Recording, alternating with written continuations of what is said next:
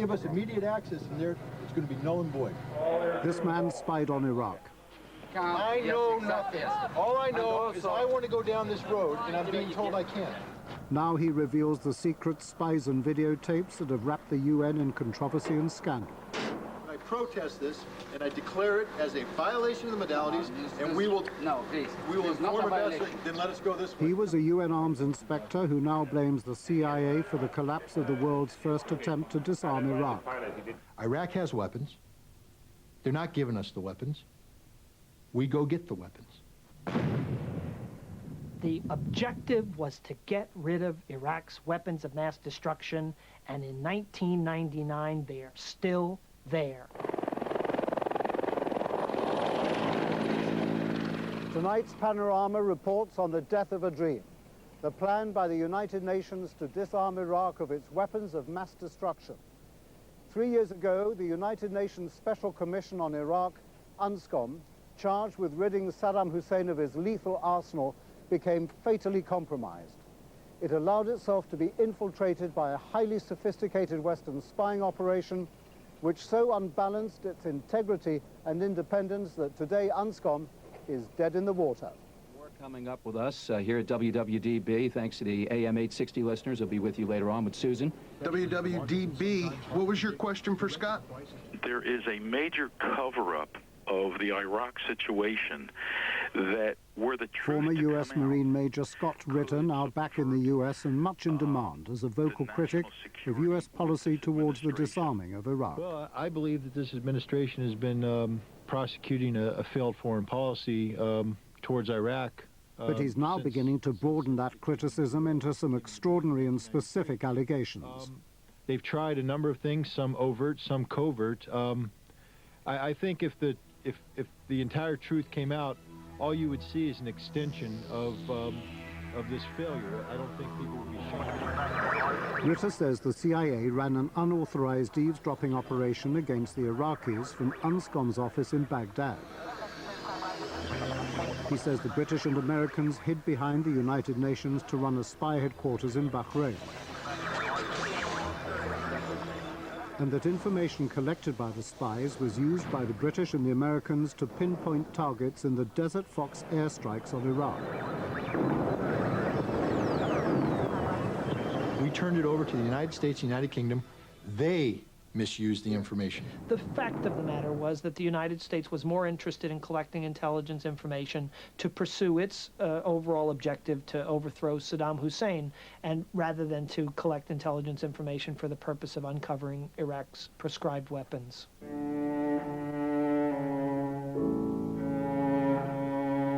The United Nations' direct involvement in disarming Iraq has its roots in atrocities committed 11 years ago. Iraq first used weapons of mass destruction against the Kurds, killing hundreds with lethal chemicals.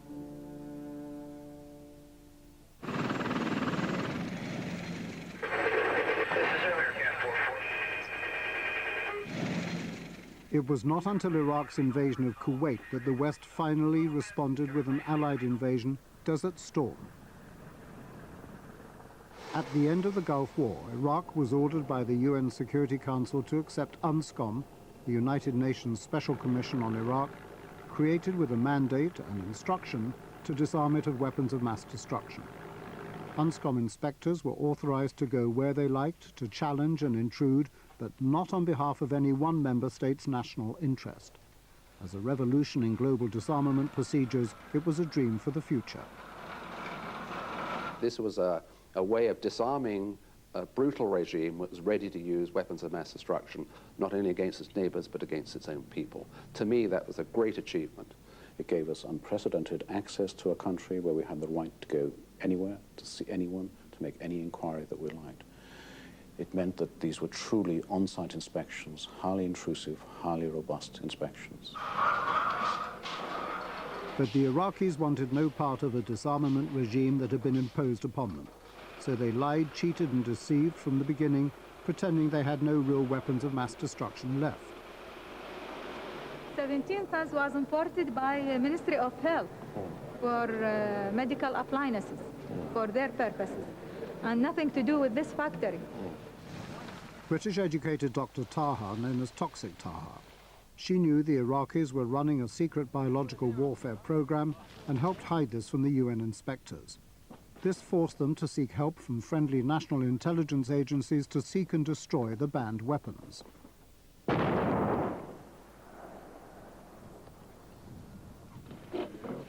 Ambassador Richard Butler, a tough and uncompromising diplomat from Australia and a man with a long history of arms control work, is the executive chairman of UNSCOM.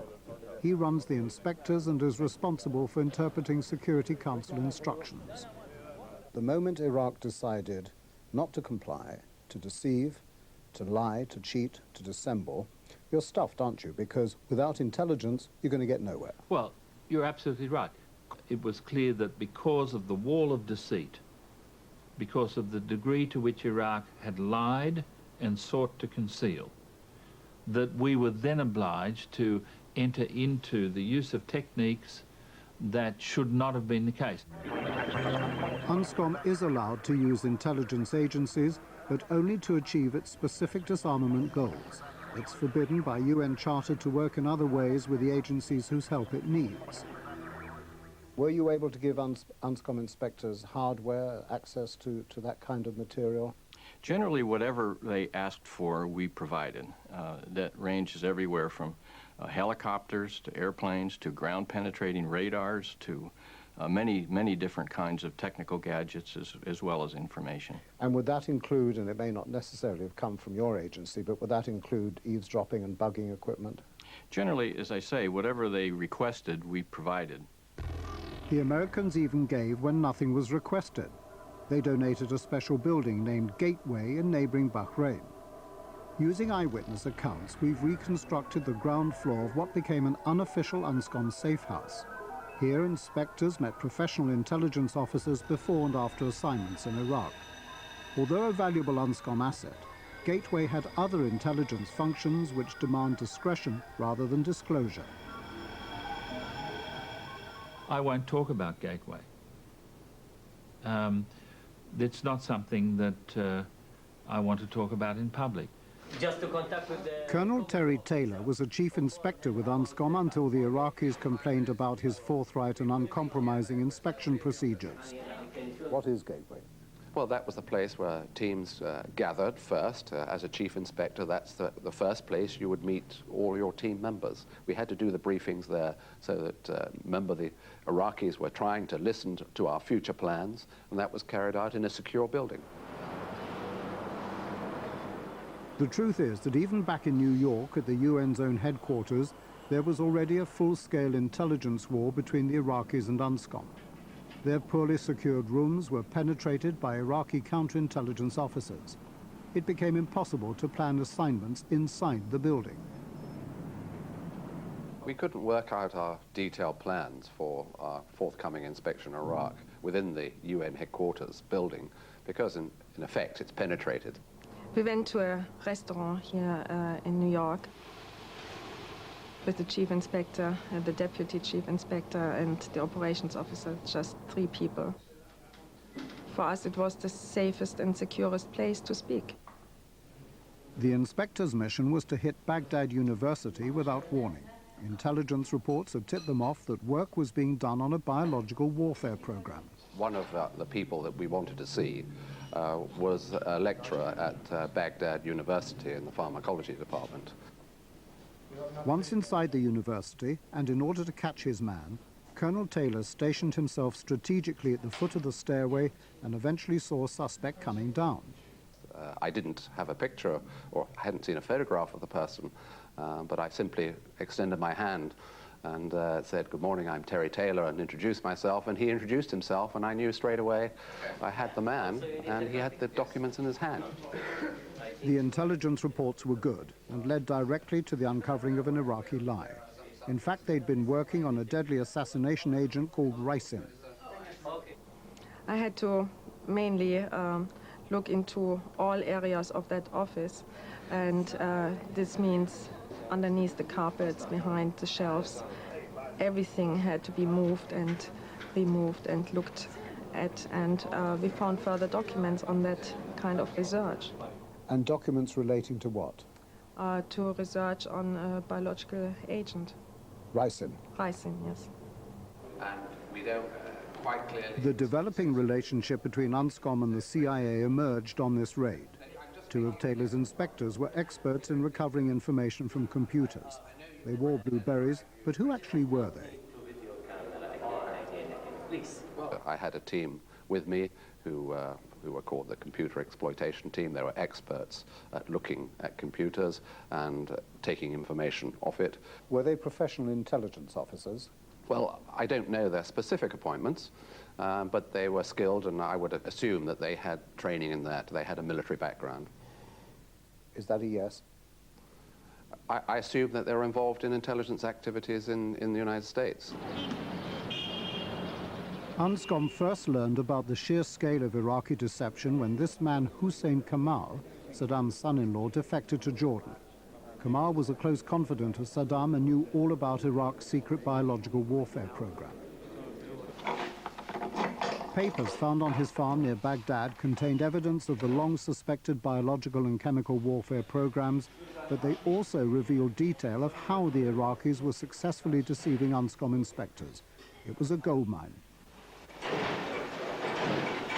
For the first time, U.S. intelligence and UNSCOM had a map of what this security apparatus was. And we're talking details, people, installations, communications frequencies, war stories about how they had conducted their concealment over the last 5 years against UNSCOM. I mean, all of a sudden, in fall of 1995, the U.S. and UNSCOM, for the first time, understood how Iraq had managed to keep its proscribed material from their view.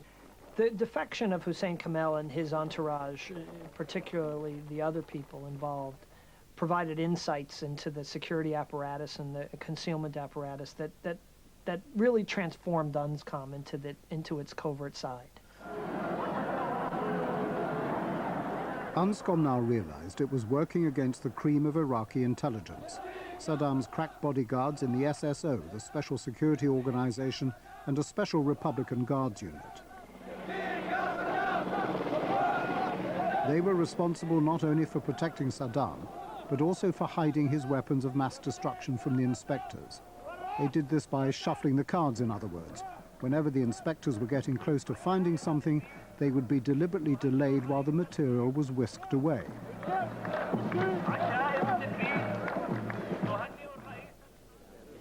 So Saddam himself became linked as it emerged that the closer the inspectors could get to him, the closer they came to those elusive weapons of mass destruction. Now, UNSCOM needed all the intelligence help it could get. The critical moment for UNSCOM came in March 1996, when it became evident that the mission to disarm Iraq and the need to topple Saddam Hussein had begun to merge imperceptibly. The UNSCOM inspectorate now divided into two teams. One was open, but the other was covert, comprising a tightly knit group of men whose work was hidden not only from their own colleagues, but from the rest of the world. They called themselves the Sissies, an acronym for the Capable Sites Concealment Team, an elite group dedicated to targeting Saddam's human ring of steel, which protected him and the illegal weapons. They were led by Scott Ritter, and he often chose to work with a tough British ex-commando, Chris Cobb-Smith. Another member was an active Australian SAS officer. A favorite tactic was to mount a raid and then listen to the Iraqis' reaction on their confidential radio traffic. Ritter, not one of nature's shrinking violets, was becoming increasingly confrontational. I know nothing. All I know is I want to go down this road, and I'm being told I can't. Therefore, it's in violation of the agreement. I am filming because it's in violation. As long as you stick by the rules of the agreement, the rules of the modalities agreed upon between Chairman Case and His Excellency Terry Aziz, then we will stop filming. What was the briefing you gave your inspectors when they went in on an assignment? Remind me what you said. I said a number of things. Remind me what you said about the Alpha Dog. I said, we are the Alpha Dogs. And?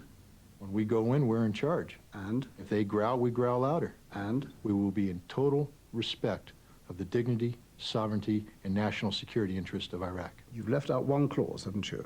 What does the Alpha Dog do when he gets in there? I said, the Alpha Dog lifts his leg and pees all over the wall. And when we leave a site, they're going to know we were there. The Iraqi radio traffic generated by the confrontations was picked up by the team using specially adapted commercial scanners. The British Defence Intelligence Service provided 3 specialists for each operation, and the fruits of the bugging were sent to British and American signals intelligence analysts. Ritter was allowed to handpick his team. We used British personnel to operate the equipment. They were trained in the United States under my direction, and then I deployed them to Baghdad, gave them their operating instructions, and they reported to me. Now, these British personnel, why did you use British as a matter of interest? Frankly speaking, the British understand that when a man puts on a uniform, sometimes he's got to put his life on the line, and they were willing to do that. But the growing dependence on intelligence agencies was becoming politically dangerous. Iraq had long accused the inspectors of being Western spies. This is not a UN commission. Because of the dominance of the Americans and the British, it has been turned into actually an Anglo-Saxon, or rather an American agency with the support of the British. Ritter and his men were also at growing personal risk as the United Nations' traditional independence was compromised by the ambiguous actions. Okay, we're talking about going into Iraq and having guys lock and load weapons and put them in my face.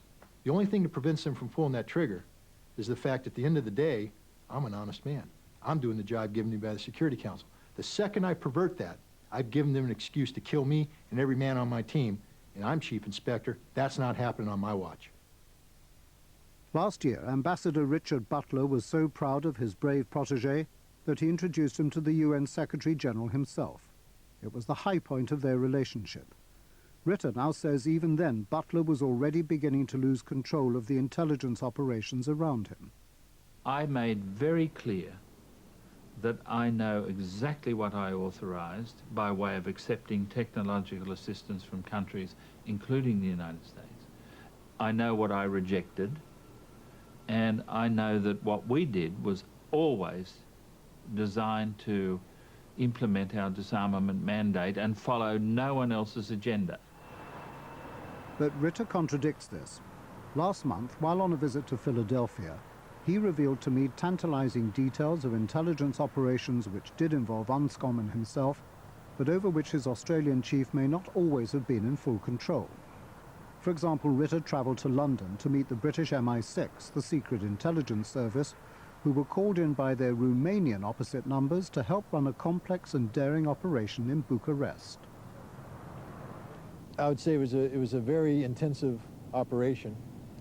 Again, I think it's incumbent upon me not to disclose sources and methods that were used to gather information.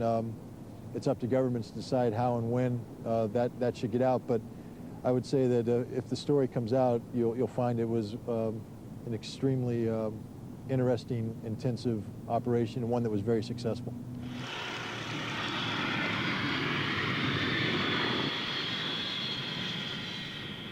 It happened last year in Bucharest and began with the arrival of a small delegation of Iraqis on a secret mission. But they were watched from the moment of touchdown. They were in Romania to purchase prescribed parts for their Scud missiles. Romanian intelligence arranged for the delegation's baggage to be diverted and secretly X-rayed before it was collected. Counterintelligence officers monitored their progress through the airport. This particular operation was called Teacup.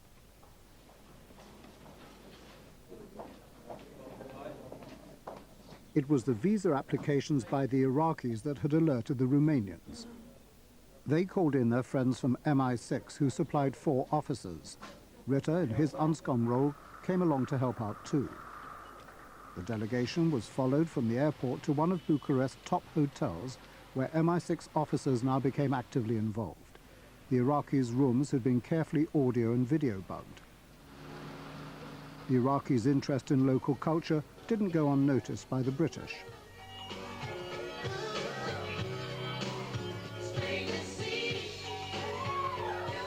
On some evenings, the delegation went out, leaving their rooms unguarded.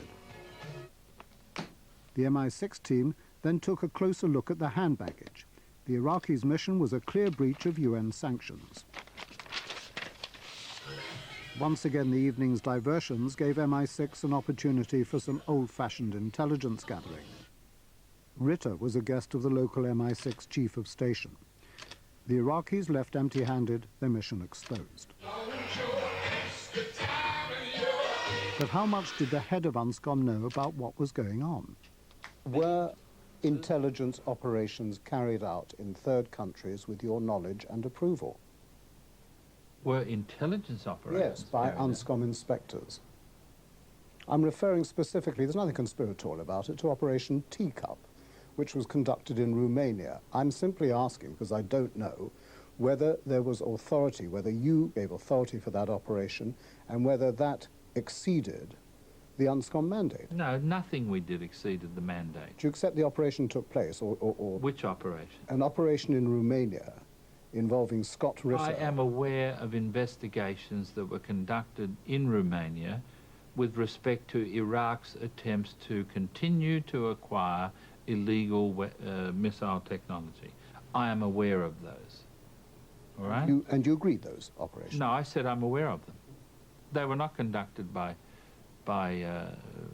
me or by our people. I am aware of the interest. Well, they were conducted by your people, conducted by Scott Ritter.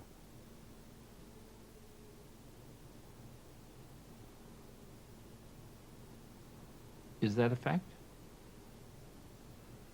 Well, then perhaps you know something I don't know.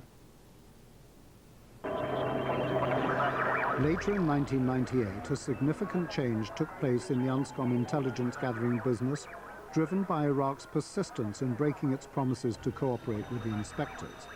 Allied policy towards Iraq now hardened into a commitment to Saddam Hussein's overthrow.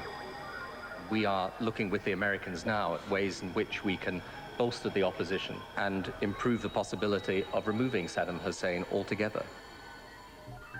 It was the Gateway intelligence base in Bahrain that was to provide some of the intelligence assistance for the new political policy of destabilizing and overthrowing Saddam Hussein. Access to the top floor was heavily guarded by a combination locked door. Inside were members of a long-standing intelligence club exclusively from Canada, UK, US and Australia called Canucas. This is where the real spies worked.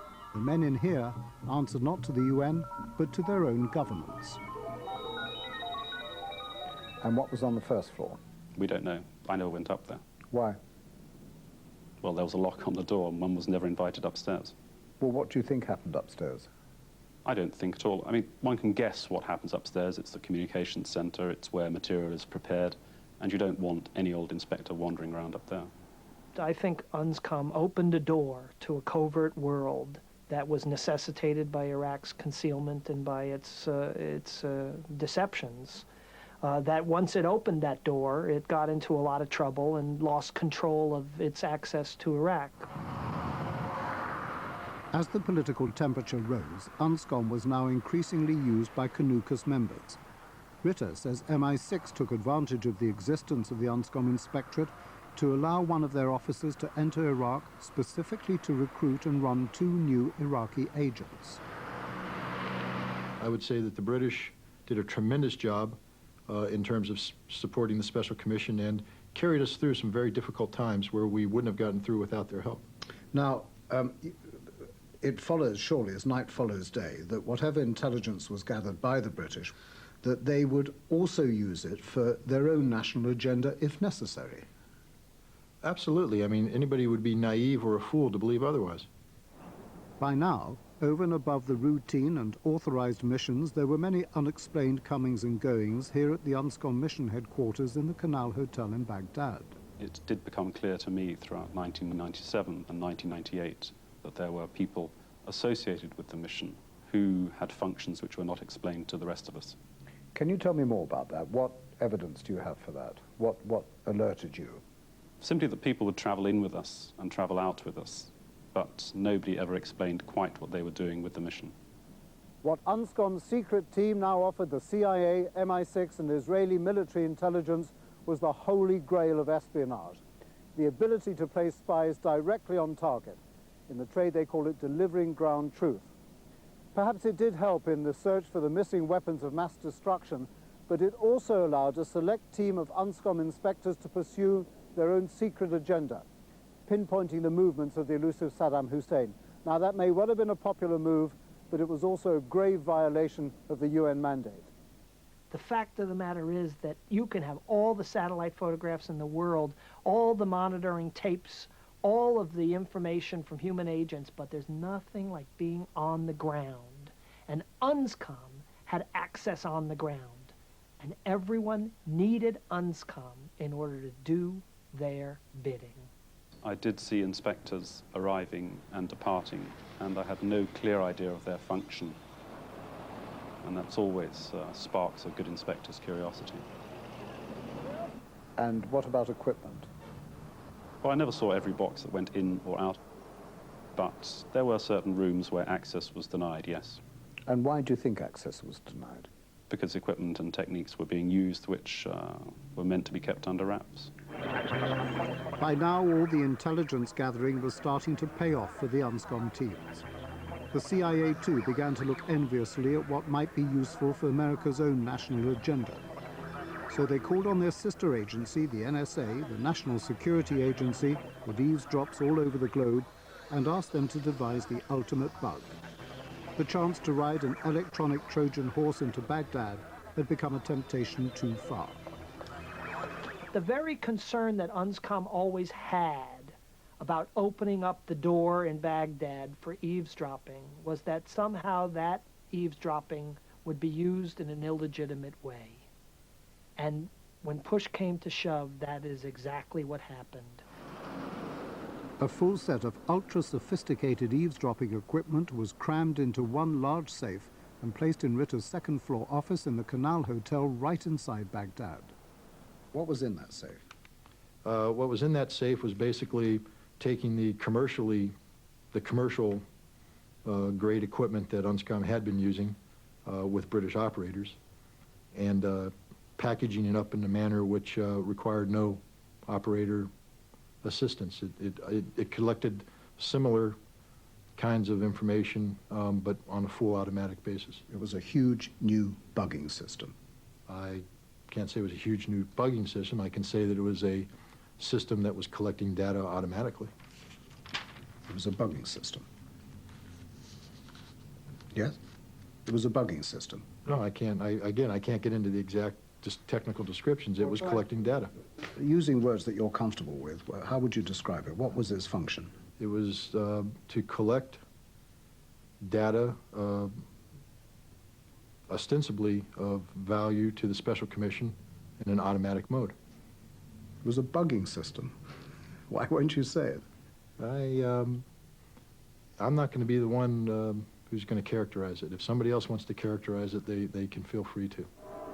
The safe itself was a standard American Mosler and housed 3 large decks. They contained 5 data disks, all collecting the signals from the bugging and eavesdropping from 5 secret wavelengths used by Saddam Hussein's special bodyguard units. A sophisticated computer system then compressed hours of material into a few seconds, ready for a short burst transmission in code to North America. The system was a modern version of a Cold War invention by the CSE, the Canadian Signals Intelligence Agency here in Ottawa. It was called Stephanie, and was also a huge safe filled with bugging equipment planted inside the Canadian Embassy in Moscow. That's a picture of the type of safe we used for the Stephanie operation. You can see in this Frost, picture a here. senior communications officer with the CSE, ran the Stephanie safe in Moscow as part of an Allied Cold War agreement to eavesdrop on Soviet signals right in the heart of the capital. Dedicated antenna for those communications. Well, I chuckled when I found that out, that the UNSCOM people had used an office safe to camouflage their intercept equipment, because that's exactly what I did when we had to mount an operation in Moscow. We used an office safe to house all the intercept equipment and also to protect it from radiation, which emanates from all equipment. It's called tempest radiation. An office safe prevents this radiation. So we used it many years ago. But how did UNSCOM manage to smuggle in all that bugging equipment? They went to the specialists, a secret unit of America's National Security Agency, the NSA. The Special Collection Service of NSA is the elite of the spooks at NSA. They do all the James Bondish stuff. If something has to be done covertly in a foreign country, be it a friend or a foe, it will go to the Special Collections Service, which rotates between the NSA and the CIA as to who runs this organization. Very powerful, direct line to the White House, and they build all the little spooky black boxes that are used around the world. And they plant them? And they plant them, yes. And they train their operators, and they do everything. The Special Collections Service is not an organization that is well known at NSA proper at Fort Meade. I would say at least 80 to 90% of the people at Fort Meade do not know about the Special Collections Service. The intelligence signals transmitted from the Stephanie safe inside UNSCOM headquarters were hidden inside routine communications traffic using a technique called steganography. From Baghdad, it was first beamed to Bahrain, then bounced to a satellite where the signal was split. Legitimate UNSCOM traffic went to the UN in New York, but the coded intelligence ended up at Fort Meade where it was deciphered. But Ritter now alleges that the American intelligence agencies double-crossed UNSCOM by failing to hand over all the valuable decoded material from the Stephanie safe. Instead, they kept it for themselves to use against Saddam Hussein. No matter how well motivated, that, if true, was a dangerous violation of the UN's independence. In the end, the United States took over the whole program. UNSCOM wasn't in control of anything. We didn't know what was being collected. We didn't know how much was being collected, when it was being collected. We had no control over the process. That shows the corruption of the operation. It became a United States operation, not a United Nations operation. One of his strongest allegations is that there was a very close cooperation between UNSCOM and the Central Intelligence Agency. He then says that essentially the CIA reneged on this deal, that suddenly they weren't kicking information back to UNSCOM, and this is when everything went sour for him. Can you pass any comment on that? It's nonsense. Not true. Nonsense. So what are you saying? That it's nonsense, and I won't discuss it further. In August of last year, Ritter quit in disgust. He says the whole UNSCOM operation had now been overwhelmed by the CIA. I wrote a letter to Richard Butler saying that we were losing control. I'm not naive. I went in with eyes wide open. And one reason why I quit in August is that I was pretty disgusted with the process. I told Richard Butler from the start, we're not in charge anymore. We're not calling the shots. But his critics allege that he had become too big for his boots, so intelligence was deliberately withheld from him, and he should have stayed quiet. All in all, we certainly wish that he had not talked as much as he had. If I'm going to be condemned for being the one to expose the fact that UNSCOM was no longer, seaworthy, that's life. You did expose it, though, didn't you? Of course I did. I mean, you kind of snitched. I didn't snitch on anything.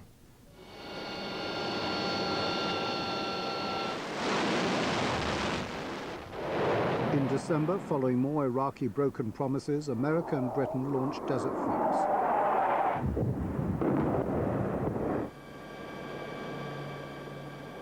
It was a 4-day intensive aerial bombardment of selected targets inside Iraq. But where did the target information come from?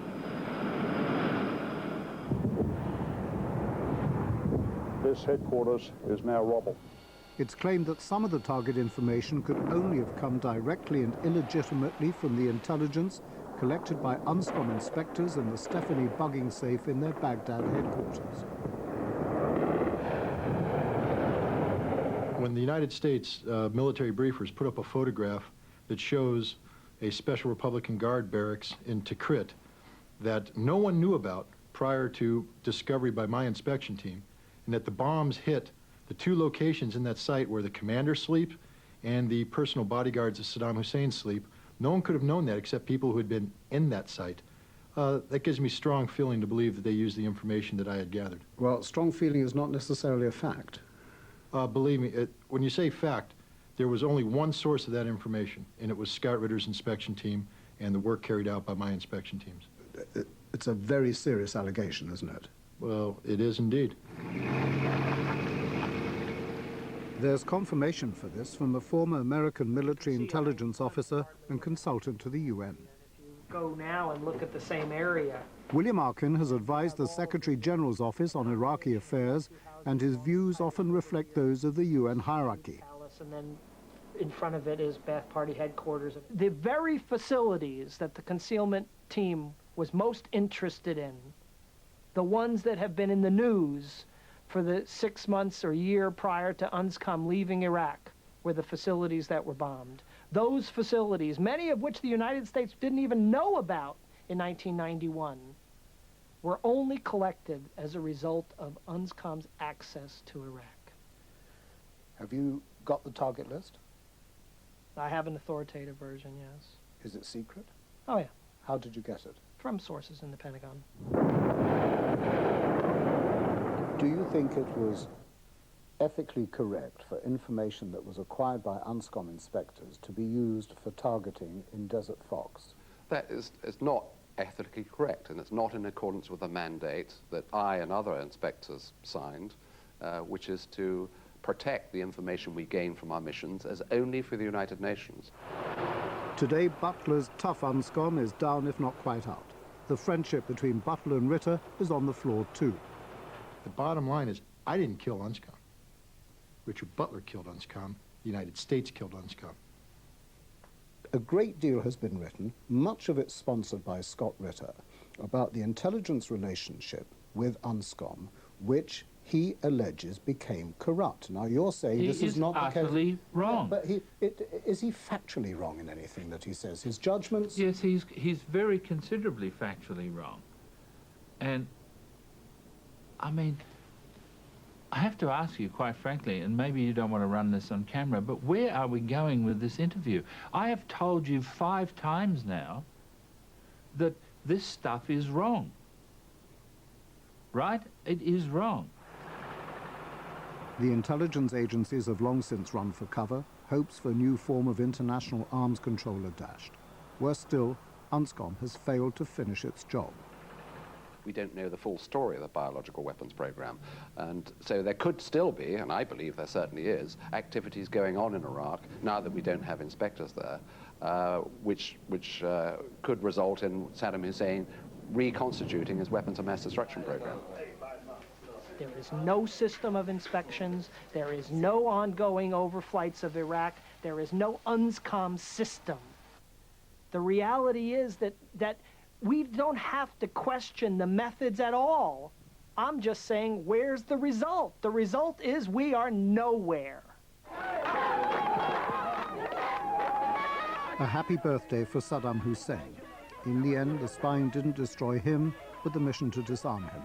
A double present for a lucky leader. Instead of an Iraq cleaned out of its dreadful weapons, the dictator still struts his streets, basking in a propaganda victory handed him by his enemies. Meanwhile, Saddam can toast future conflicts in which his deadly bacteria and chemicals could again play their part. He has much to celebrate.